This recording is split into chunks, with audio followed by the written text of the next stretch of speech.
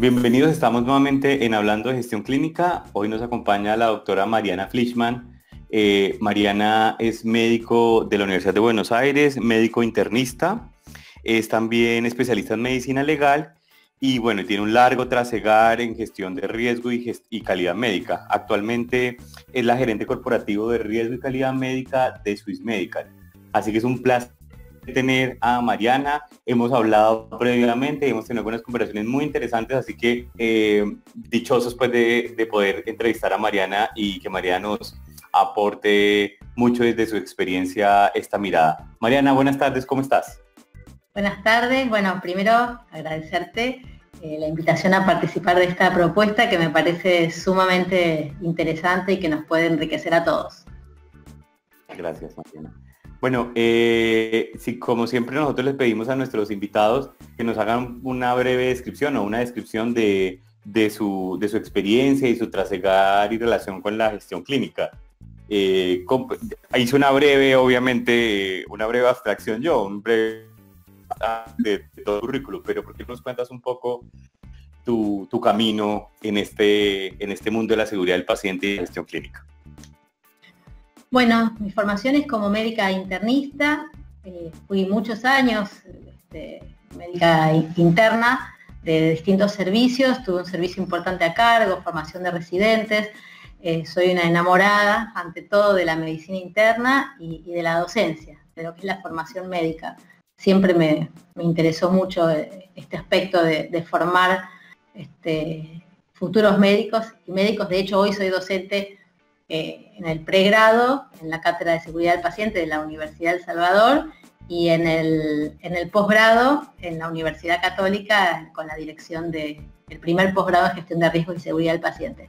Pero bueno, después de 15 o 20 años, digamos, de médica interna y de coordinadora en los servicios de internación y ambulatorio, la vida me llevó a tener que dirigir un sanatorio, así que ahí tuve que hacer un posgrado de gestión de las organizaciones de salud y aprender aspectos de la economía de la salud que no tenía idea, y me hice cargo también del departamento médico legal, por lo que tuve que hacer la especialidad de medicina legal.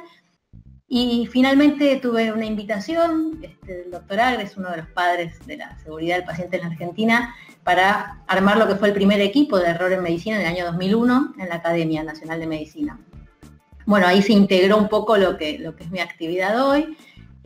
Luego de desarrollar esto en el Mater Dei durante casi 5 años, me convoca Swiss Medical para desarrollar un proyecto nuevo que tenía que ver con esta mirada amplia de la gestión de riesgos en salud y la seguridad del paciente para las clínicas de Swiss Medical. Así empezamos en el 2005 y bueno, hoy 12 años después esto se transformó en un programa nacional de gestión de riesgos y seguridad del paciente que es federal, porque bueno, nuestro país es muy grande, tiene muchas provincias, y estamos desarrollando este servicio como consultoría en distintos hospitales públicos y privados a lo largo del país. Y bueno, ya 27 clínicas forman parte del programa, así que este es el camino que venimos transitando hoy. Excelente, gracias. Mariana, no puedo dejar de hacer, porque cuando hablaste de seguridad del paciente, o sea, una cátedra de seguridad del paciente o una asignatura de seguridad del paciente en pregrado, me llamó mucho la atención porque no ha salido, digamos, en las entrevistas previas, pero es un tema, porque no todos tienen incorporado la seguridad del paciente en el pregrado, por lo cual nuestros profesionales salen un poco descontextualizados de todo este movimiento. Yo sé que no era el orden, pero está interesante hablar un minuto de eso. ¿Cuál es tu percepción de incluir gestión clínica y seguridad del paciente en el pregrado como asignatura? La verdad que para mí es trascendente. Tuve que obviamente aprender a desarrollar esto en jóvenes personas que recién están empezando a transitar el camino de la medicina, pero hoy me parece que es trascendente que salgan con esta formación, que salgan con esta mirada, que los forma en valores también. Y la cátedra tiene una cuestión interesante, y es que la CONIAU, nuestra, para aprobarla como cátedra dentro de la currícula del pregrado, exigió que sea integrada con el resto de las materias que cursan ese año, con lo cual nosotros lo hacemos transversal, la cursada, y si están cursando anestesia o cirugía, por eso es muy importante la formación médica, ¿no? Los casos que vemos, los análisis de causa raíz y todo lo que evaluamos, lo integramos a los conocimientos que van adquiriendo en las especialidades que les toca cursar en los años avanzados de la carrera, y en los primeros años les damos como las bases fundacionales de lo que es la seguridad del paciente, pero muy integrada al resto de la carrera. Esto me parece que es innovador y que es muy importante, no como una cosa aislada de darles modelo de Rison, queso suizo, aislado del contexto de lo que va a ser su realidad cotidiana, sino integrado a lo que ellos hacen. Entonces, de pronto, un trabajo práctico es ir a los hospitales donde ellos están cursando y averiguar si hay protocolos de paro cardíaco en los distintos sectores, en la guardia, y tienen que volver con ese relevamiento, ¿no? Y bueno, vuelven desesperados diciendo, no hay nada. Entonces, bueno, la realidad. Entonces, bueno, gestionemos, a ver, entonces, ¿cómo harían ustedes un protocolo? Entonces, el año pasado, por ejemplo, el trabajo práctico para aprobar la materia fue desarrollar un protocolo de paro cardíaco. Y acá está bueno distinguir que protocolo no es guía de práctica clínica, ¿no? Entonces, en protocolo estamos hablando los roles, ¿sí? ¿Qué rol tiene cada uno en ese lugar cuando alguien dispara un código rojo, ¿no? ¿Quién es el que va a llamar a esta gente de terapia? ¿Quién va a acercar el carro? ¿Quién es el responsable de contar los minutos? ¿No? Todo lo que tiene que ver con los roles organizacionales en el momento en que se dispara el protocolo de paro. Y bueno, para ellos es un entrenamiento muy importante. Mañana, cuando les toque trabajar en el lugar, en el ámbito que les toque, ellos van a saber relevar, hacer una matriz de ese riesgo, y ya, la verdad que uno mira los exámenes y yo les hago improvisar sobre casos y bueno, están todavía en el pregrado y saben desenvolverse muy bien. Ay, qué bueno, porque imagínate estos profesionales sensibilizados, ahí se ahorra un espacio, un tiempo en la sensibilización, porque tú sabes que la experiencia nuestra es que los clínicos, esta visión, pues, es pendiente con mayor fuerza. Hoy es un movimiento, por cierto, y hay mucha mayor, digamos, perspectiva. Pero bueno, pero lo de pregrado me parece fantástico, qué buen modelo. Bueno, aprovechando que mencionaste la diferencia entre protocolo y guías de práctica clínica y avanzando en el concepto de gestión clínica, porque nos hablas del concepto, cómo y cuál es tu visión del concepto de gestión clínica, sobre todo teniendo en cuenta ya lo que hemos avanzado con las entrevistas y cómo hemos sobreconceptuado o supraconceptuado gestión clínica. ¿Cuál es tu visión de la gestión clínica? Bueno, me gusta que me haya tocado después porque pude escuchar la visión de cada uno. Y creo que mi visión es un poco integradora de lo que fue diciendo, ¿no? Cada uno, porque yo creo que, primero, que siempre creí en que la gestión clínica era el camino, ¿no? Siempre, así un poco capaz sin saber el nombre, ¿no? Pero esta sistematización integral de los procesos de atención médica, yo creo que es eso, ¿no? Es unir en una sistematización distintos aspectos que hacen a la gestión de la atención de la salud, que tienen que ver, por un lado, con la medicina basada en la evidencia, ¿no? Que yo particularmente tengo una visión de la seguridad del paciente que la incluye, ¿no? Que yo creo que uno que es parte de esta gestión, como el concepto amplio de medicina basada en la evidencia, ¿no? Las buenas prácticas, ¿sí? La gestión de las buenas prácticas. Por otro lado, la gestión de los costos, porque hoy sabemos que es millonario el costo de la mala medicina y el costo de la no calidad, y que es una necesidad gestionarlo. Yo estoy trabajando en un proyecto importante acá en la Argentina para hacer, digamos, para premiar a las instituciones con un mejor pago, ¿no? El pago por performance, que en realidad hoy es un pago por gestión clínica más que por performance, ¿no? Entonces, bueno, vos gestionás bien y trabajás en calidad y en seguridad, entonces tenés que cobrar mejor que el que no. Entonces, hoy la gestión de costos está dentro de esta gestión clínica, Por otro lado, la seguridad del paciente, así definida, ¿no? Como el conjunto de procesos que reducen el riesgo evitable, el daño evitable. Y cuarto, el marco regulatorio, los aspectos legales. Yo creo que esto de manera integral, gestionado, es la gestión clínica, ¿no? 4 dimensiones, que en algunos lugares se trabajan por separado, pero el que hace gestión clínica las tiene que integrar. Nosotros en el programa integramos estas 4 miradas. Creo que tenemos que ir hacia ahí, ¿no? Uno ve gente que hace seguridad del paciente, pero bueno, maneja un tablero de control desde un lugar alejado, busca indicadores, ¿no? Otros están atrás de los costos directos, pero de pronto no miden muchos costos indirectos que tienen que ver con la prolongación de la internación, con las reinternaciones, ¿no? Como una mirada un poco cerrada de lo que son los costos, y nos estamos perdiendo un montón de costos que no se miden, que son los costos de la no calidad. Desde el marco regulatorio realmente no se trabaja mucho de esto en las instituciones, de cómo damos cumplimiento a las muchísimas leyes que hoy regulan nuestra actividad, ¿no? Y que tienen que ver con la gestión del día a día. Claro. Y bueno, la medicina, obviamente las buenas prácticas clínicas y la formación de los médicos en este sentido. Excelente. Sí, yo creo que esa visión integradora es bien interesante. Pensar en la medicina basada en la evidencia, gestión de costos y seguridad del paciente en una visión integral nos da la gestión clínica junto con el marco regulatorio, y creo que esa visión tuya, además teniendo en cuenta el contexto, digamos, geopolítico, si se puede decir así, porque en el tema de las regulaciones diferenciadas en un país unitario versus un país federado, claro, también tiene unos matices muy interesantes que hay que considerar, y eso está muy interesante.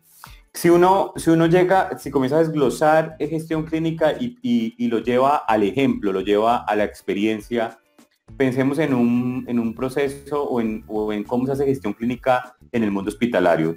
Tú eres la gerente de red de calidad de una organización muy grande como Swiss Medical, donde hay prestadores, digamos, hay clínicas y hay un mundo, digamos, ahí hospitalario muy grande.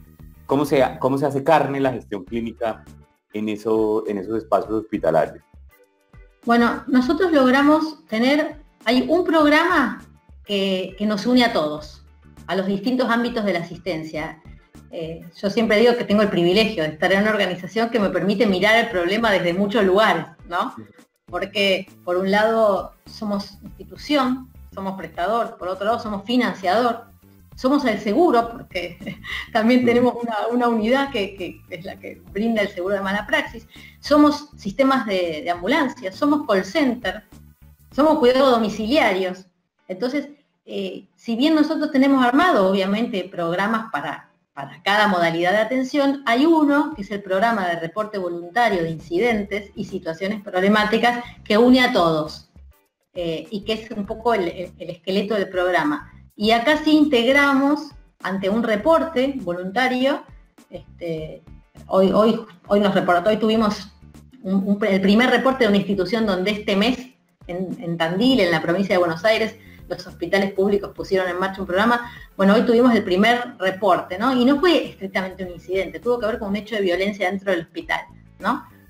Y entonces los directivos decían, no, pero eso no es seguridad del paciente, eso no le corresponde verlo a este equipo. Y yo decía, no, en el concepto amplio sí, porque el bienestar ocupacional y el bienestar de los empleados y la seguridad de los empleados forman parte de la seguridad del paciente, claro, ¿no? Entonces es como un concepto muy amplio, y entonces lo tomamos en el programa de reporte. Y le damos estas 4 dimensiones al análisis.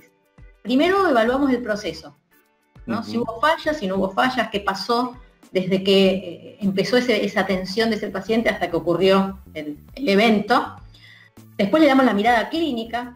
Ese paciente recibió el antibiótico que necesitaba en tiempo y forma, la reanimación fue buena, no fue adecuada, estaba el especialista, no estaba.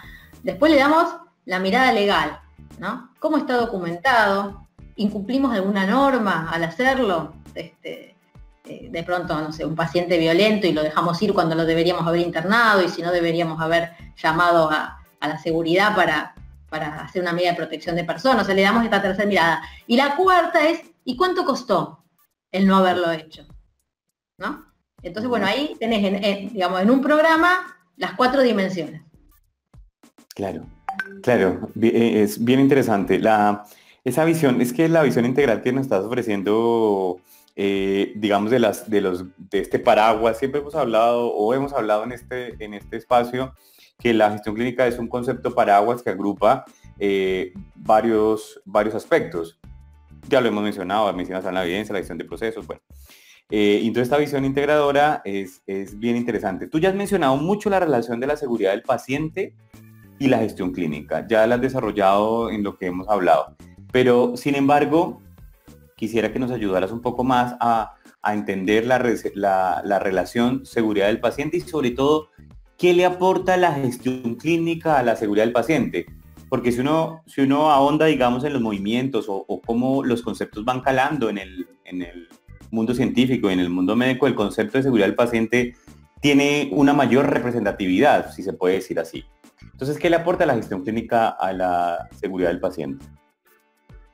Yo creo, bueno, tomando la seguridad del paciente como los procesos que reducen los eventos evitables a su mínima expresión, la definición histórica digamos, una seguridad centrada en los procesos, yo creo que es una definición que hoy se quedó antigua, ¿no? Uh-huh. Si bien todavía en muchos lugares se trabaja poniéndole el techo ahí a la seguridad del paciente.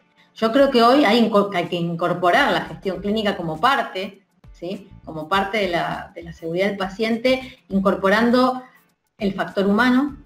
Hoy le damos muchísima trascendencia a lo que es el factor humano en los incidentes, o sea, los sistemas tienen mucho que ver, pero los sistemas están formados por personas. Uh-huh. Entonces, si esa persona de pronto no está entrenada para poder responder, para tener conciencia situacional ante un evento, no está entrenada, no está formada adecuadamente para poder tener los mecanismos cognitivos necesarios para responder, eso también es gestión clínica, porque tiene que ver con la educación, tiene que ver con la formación de los profesionales, incide en la seguridad del paciente, ¿no? Si los procesos no están bien sistematizados, no están bien definidos en esa organización y no son eficientes, incide en la seguridad del paciente. Hasta desde la simple demora de turnos, la organización de los turnos de los estudios en el hospital, la velocidad con la que se entregan los laboratorios, ¿no? Yendo más a procesos puros, ¿no? Sí. Cómo se informan esos resultados, todo eso tiene consecuencias sobre la seguridad del paciente. Por eso yo creo que el concepto de seguridad del paciente hoy está inmerso en la gestión clínica indefectiblemente. No puedo verlo de otra manera. Sí, claro, como que no puede existir la seguridad del paciente sin la gestión clínica y viceversa, ¿cierto? Sí, totalmente. Okay. Muy interesante además. Mariana, hemos hablado también del valor de la educación médica, ya lo vimos en el pregrado, que nos interesó desde el comienzo como referente de lo que estás haciendo, pero también es bueno pensar en la educación médica continuada y el aporte que le hace a la gestión clínica de la seguridad del paciente. ¿Cuál es tu percepción al respecto? ¿Qué se espera de los profesionales profesionales, médica continuada, seguridad del paciente? ¿Cuál es el ciclo ahí en esa triada? Bueno, yo creo que, digamos, un aspecto de la formación tiene que ver con la formación académica estrictamente en la especialidad o en la disciplina, sea un médico, sea una enfermera, un kinesiólogo, ¿no? Y que esto, digamos, tiene que tener un ciclo de actualización periódica y de formación. Otra es la formación específica en estos aspectos que no se entrenan en la facultad, por lo menos en muchas facultades, o no lo suficiente, y que requieren también otro ciclo de formación. Nosotros incluimos en el programa de la consultoría, el programa está dividido en 5 módulos. El módulo 1, los 5 módulos se trabajan simultáneamente. El módulo 1 es formación médica continua, es un módulo. Entonces, en el plan estratégico que hacemos para la organización, se hace un plan estratégico por año, ¿no? Suponte vamos a trabajar en el hospital A. Entonces, el primer paso es hacer una matriz de riesgos, ¿no? Recorremos, tenemos una propia plantilla que diseñamos con los años, que es una plantilla media particular porque incluye una de las ramas de riesgos del marco regulatorio, que no está en las planillas tradicionales, ¿no? Sí. Riesgos físicos, pues, que tiene que ver con lo clásico, incendios, barandas, ¿no? Después Ajá. vienen todos los riesgos relacionados con los procesos y tercero, con el marco regulatorio, ¿no? Y ahí vemos desde el consentimiento informado, la historia clínica, normas y guías ante paciente violento, alta voluntaria, rechazo terapéutico, lo incluimos dentro de la matriz. El paso 2, después de la matriz, es con esta matriz sentarnos con los altos líderes de la organización, gerencia, dirección médica, y armar el plan estratégico de ese año, que empieza con un plan de formación para los profesionales, por sectores, por servicios y algunas charlas generales. Tratamos de que haya una capacitación general y después específicas por servicio. El módulo 2 es la matriz, el módulo 3 es el desarrollo de programas específicos, identificación del paciente, guías de práctica clínica, triage en la guardia, bueno, hay unos 40, 50 programas. El módulo 4 es médico-legal, estrictamente, y el módulo 5 es la inclusión en el Programa Nacional de Reporte de Incidentes, es esta plataforma única que yo les comentaba, donde todas las instituciones a nivel nacional vuelcan sus datos y obtienen una devolución estadística semestral y anual de toda la información que fueron subiendo al programa a lo largo del año. Y bueno, esto constituye todo lo que es el programa de consultoría institucional. Es muy interesante ese programa del que nos has hecho mención y explicado un poco en este minuto, porque además tuvimos una conversación hace poco respecto a la taxonomía, a la cantidad de eventos que ya tienes, digamos, relevados, recolectados, y que te da una percepción impresionante, digamos, de varios lugares, de lo público, lo privado, la mismo trabajo en Swiss Medical. ¿Por qué nos cuentas un poco más de esa experiencia y del interesante insumo que tienes para generar cambio, digamos? Sí, bueno, hoy somos un equipo, yo empecé en el 2005 sola y hoy somos 20 trabajando en esto. Yo te comentaba la otra vez que qué importante es la taxonomía, qué importante es hablar el mismo idioma. Nosotros tuvimos, como empezamos esto en el 2005, cuando no había mucho publicado a nivel internacional, no había, la OMS saca su taxonomía en el 2009, nosotros hicimos la nuestra y seguimos con la nuestra. Y de pronto en el 2012 nos dimos cuenta que no teníamos manera de compararnos con nadie porque seguíamos con la nuestra. Y tomamos la dura decisión de cerrar esa base de datos y abrir esta nueva, ¿no? Que la tenemos a partir del 2013 con una taxonomía acomodada al internacional. Hicimos un poquito una mezcla de OMS con John Commission, pero que permite compararse, si bien la hicimos más simple y le agregamos algunas cosas muy locales, porque yo entiendo que hay que tener en cuenta la cultura de cada lugar, pero las cosas macro las tratamos de mantener para poder compararnos, ¿no? Y hoy ya tenemos más de 15.000 eventos, ¿no? Con una tasa de reporte muy alta y muy baja, digamos, muy alta, si uno mira el número y dice, importante, qué bien que están trabajando, pero si yo saco la tasa en relación a nuestro otro indicador, que son los Global Trigger Tools, en pacientes internados, o sea, la búsqueda retrospectiva de eventos en las historias clínicas, y yo he diseñado un indicador que es comparar todos esos eventos y ver qué porcentaje de esos eventos en ese año habían sido reportados voluntariamente. Y con eso yo puedo calcular mi tasa de reporte. En el mundo está publicado que, con suerte, el 10%, y nosotros, con 12 años de programa y millones de reportes por año, no llegamos al 10%. Quiere decir que todos esos miles de reportes que tenemos son el 6 o el 7% de lo que realmente pasa. Sí, ese es el panorama yo creo que tenemos en general, porque bueno, esta pirámide que habla la literatura respecto a lo que se reporta, lo que sucede y lo que realmente es, pues es esa realidad definitivamente. Yo creo que algo importante, que me acordé, perdón, claro. De todos modos, a veces un reporte nos permite gestionar 20 eventos que que no se reportaron, porque si uno resuelve el proceso, está resolviendo muchos otros eventos que seguramente no fueron oportunamente reportados.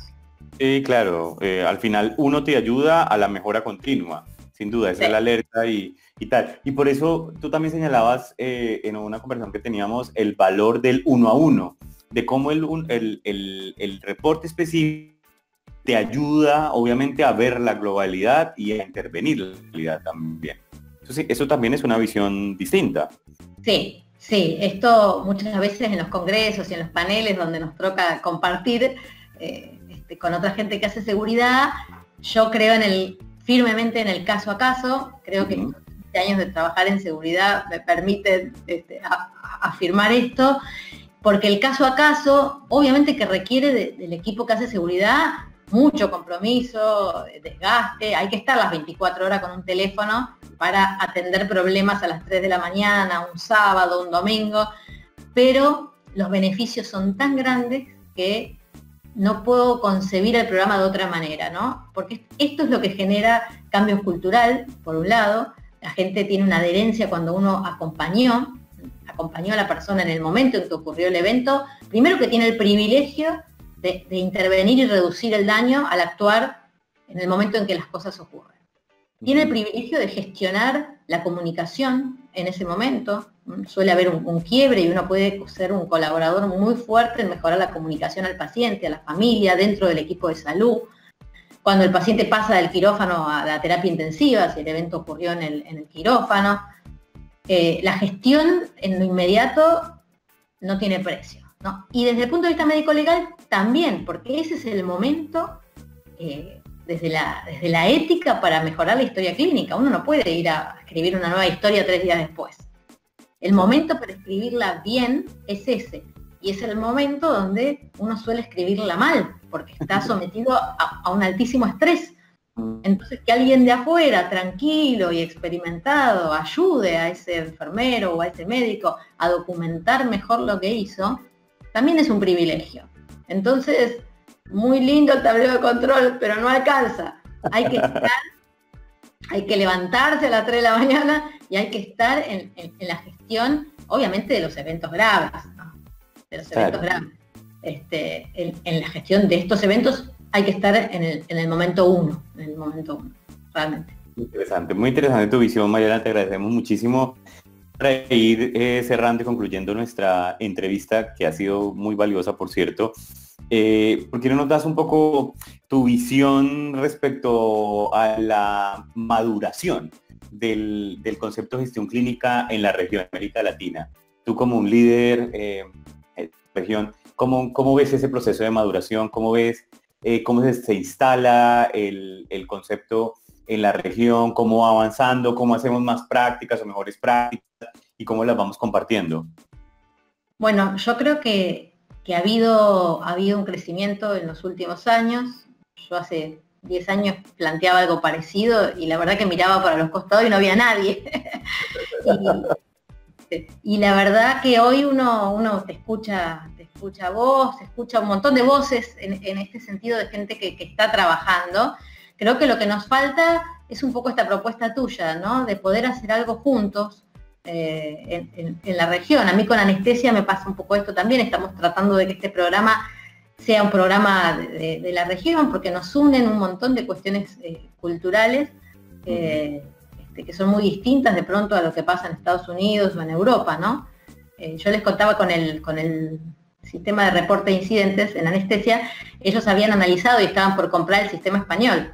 Y entonces yo les contaba, mira, cuando nace el sistema español, nace porque ellos dicen que no podían usar el del Reino Unido porque estaba muy lejos y era una cultura diferente. Digo, y ahora ustedes están por comprar el de España, que está muy lejos y es una cultura diferente. Entonces ahí fue que dijimos, sí, queremos hacer un programa distinto, esto, que acompañe a la segunda víctima, que mida datos locales, que brinde respuestas, ¿no? Entonces, bueno, vamos a hacer algo, y ahora lo estamos empezando a compartir de pronto con Uruguay o con otros países que se están acercando y que no tienen un programa nacional. Y bueno, creo que la gestión clínica es un poco lo mismo, ¿no?